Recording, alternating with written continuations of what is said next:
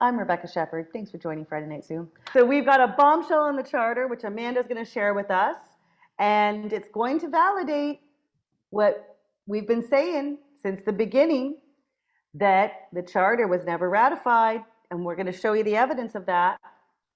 I would even say stronger than that. I would say it's a fraud because they move forward with it anyway. You know, if it just kind of froze and didn't have any effect, they move forward with it as though it was law, and they, ruined people's lives with it. Brian Peckford so here's the thing. All of the MPs were to sign on to the Charter of Rights. The Charter of Rights is a federal piece of legislation, the MPPs, which means that the MPs were the ones who were creating it, working on it. The MPPs signed off on it. They weren't part of the process of creating this legislation.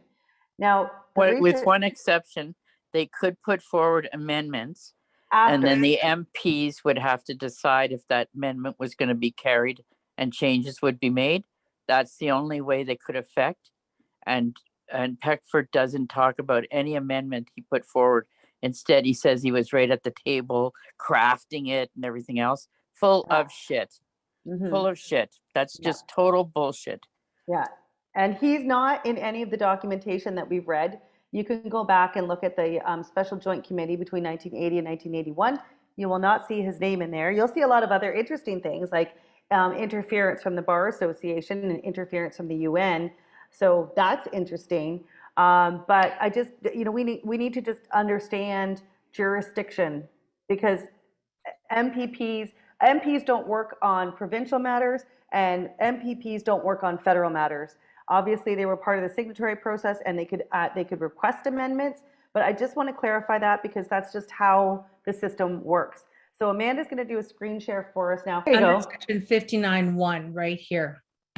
Okay. So Quebec never signed it. They did make some amendments, but Quebec has never signed the Canadian Charter of Rights and Freedoms.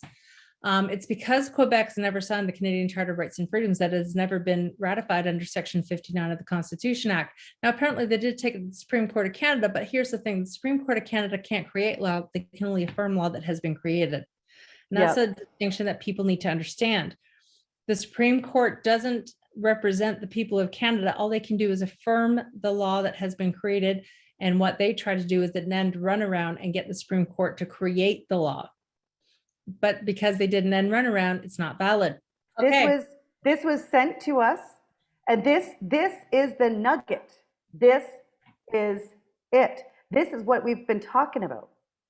And this is the proclamation for the Canada Act, also known as the Constitution Act, signed by the Queen. You'll also see Jean Chrétien's signature there.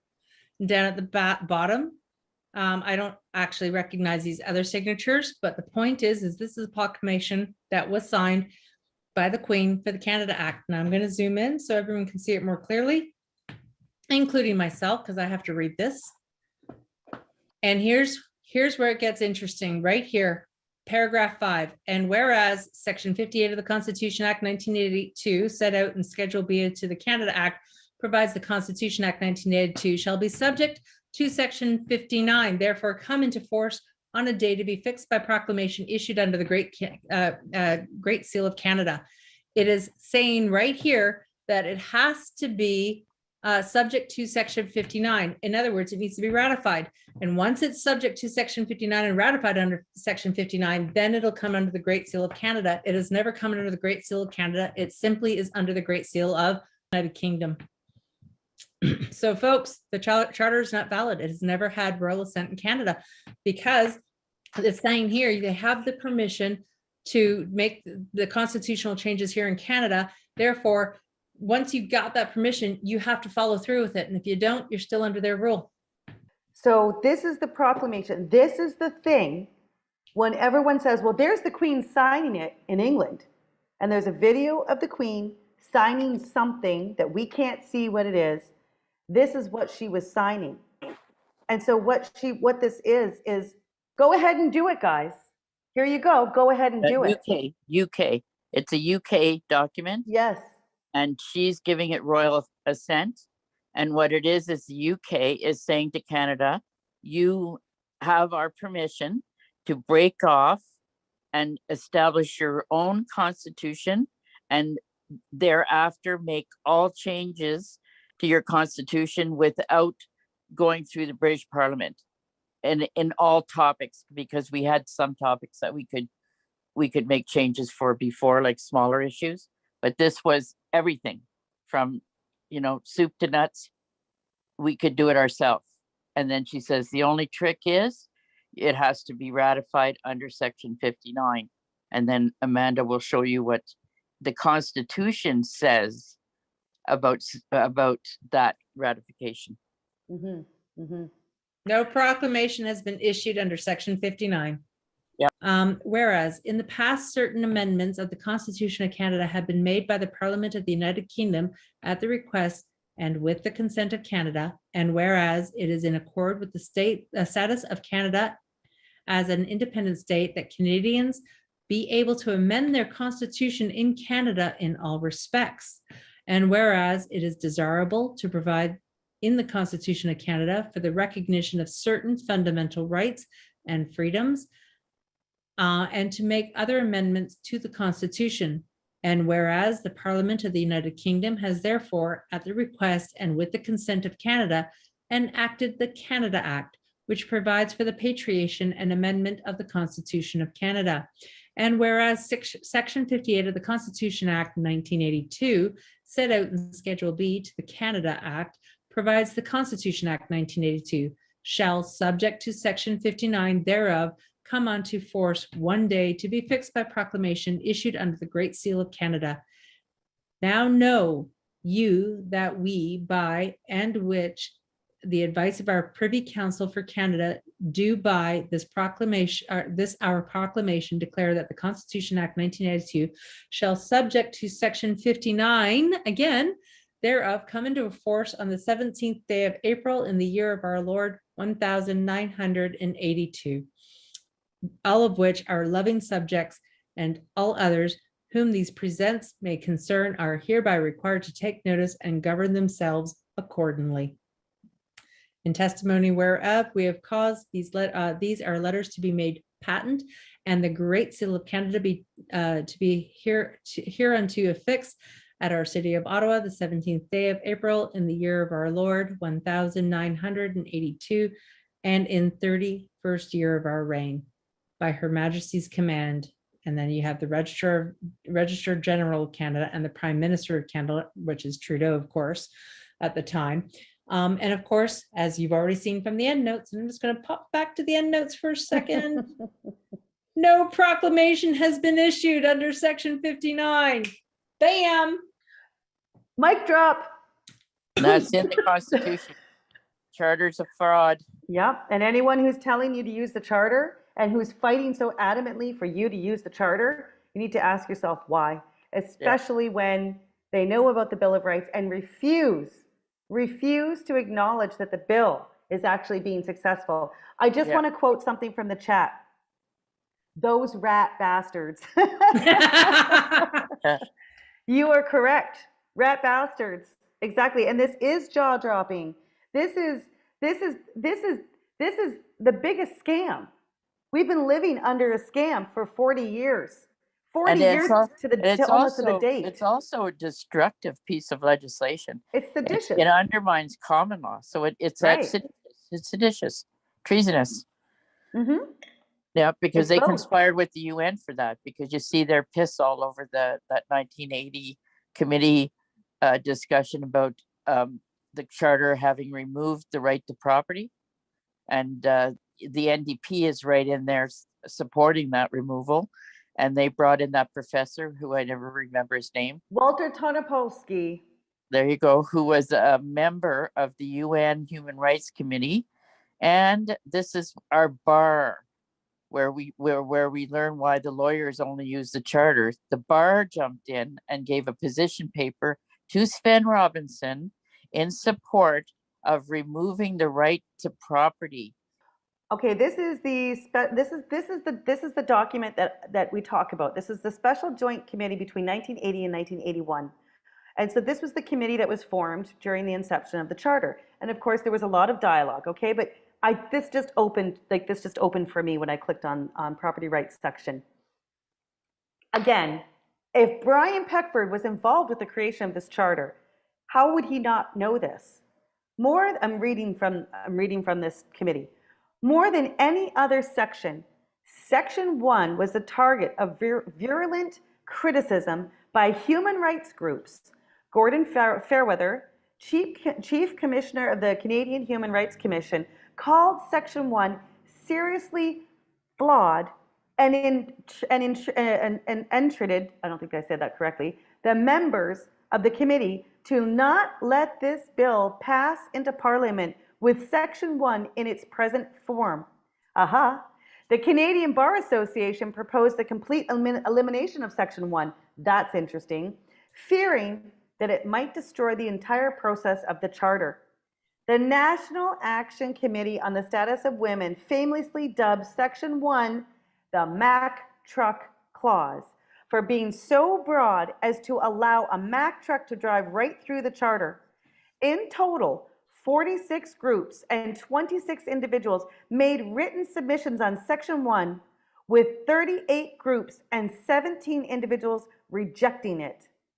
So here we are, 40 years later, guys, with a piece of shit charter that's never even been ratified, with a giant Mack truck clause in it that is being used to infringe on our rights for the past 2.5 years. And what's batshit crazy are the people out there vehemently defending it. Defending it. Hey, Rebecca, can you share the screen and show that and then put the link into the chat? Absolutely. I just got a little passionate with that because I'm just like, it's just batshit crazy. That's my new batshit crazy. So guys, this is I'll go to the top here. I'll share this in the chat. So this is the Special Joint Committee on the Constitution of Canada, 1980-1981. Peter Hogue, this guy's written a lot. You'll find a lot of stuff on Peter Hogue and the Osgood Hall. So this is the patriation of the Canadian Constitution and the entrenchment of the Canadian Charter of Rights and Freedoms in 1982 are in some ways the story of one man and one party, Trudeau the globalist. So the Constitution package was drafted by Prime Minister Pierre Trudeau's Liberals and approved by two houses, both controlled by the Liberals. Okay, so there's a lot of good nuggets in here. If you go into recommendations, you go into property rights. That's where I just found that. And then if you scroll down and you read through the property rights, here's the section about Sven Robinson. So this is the interesting part here. Section 7 was ultimately adopted into the Charter unchanged from the October 6, 1980 draft. But it bears noting that the partisan controversy that the fight over property rights stirred in the committee, citing the need to protect the family farm, family business, and family home, Conservative MP Piran Beatty, bless his heart, moved to add property rights into Section 7 as follows. Everyone has the right to life, liberty, security of person, and enjoyment of property, and the right not to be deprived thereof in accordance with the principles of fundamental justice. Which is that would have been good if he would have got that. Yes. Yeah. And then here we go. The NDP protested what they saw as an inappropriate addition of economic rights designed to protect large corporations in a charter meant to protect individual freedoms. MP Sven Robinson asked why the right to property should supersede other economic and social rights, i.e. what, Jane? Group rights, not individual rights. Like the right to clean air and the environment. Well, how is that working out for us now? Backed by submissions from guys, the Canadian Bar Association, and here we are, a friend, Professor Ternopolsky, a member of the United Nations Human Rights Commission. Robinson argued that entrenched property rights could have unintended consequences, such as prohibiting the collection of taxes. So I'm not going to go on there. But so here you go, guys. I'll put this link in the chat for you. Okay, but the myth is Canada is not, he's not educating people on, I don't want to hear the myth is Canada. I know you guys may like these guys, but what they're teaching you is not, I bought into that. And I've since realized that Yeah. they say that 1931 Westminster, I'm not going to get right into it, but they say that the Westminster statute invalidated our Constitution, but it did not. It just opened the door for us to craft our own Constitution. Mhm. But if we didn't do it, it doesn't mean what was there became de facto, and that's what they're arguing. Oh, Yes. 1931, it became de facto, and we Yeah. haven't had a Constitution since 1931. That's bullshit. We still Yeah. have a Constitution, and it's Yeah. still sound and full-bodied as it ever was. Yeah. And when you go down that route of making claim that Canada's de facto, you are actually disempowering yourself.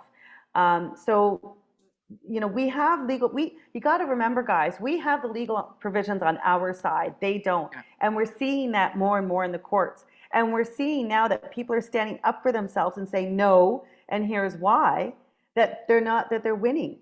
They're winning. They're winning. They're winning in the courts. They're winning in all kinds of things. So no, so that's the nugget, guys. It's a pretty damn big nugget, and I hope you guys all enjoyed that nugget, because we sure did. We sure did, and this is we all. And to clarify, all they've ever said to all anybody has ever said to us when we say it's not been ratified, all they ever say is, yes, it has. Look at the Queen in the video signing it. So now you've been presented with the document that she signed. Yeah, and I just want to quote what Shabita has just said, and I hope I pronounced your name correctly. And this is 100%, 100%.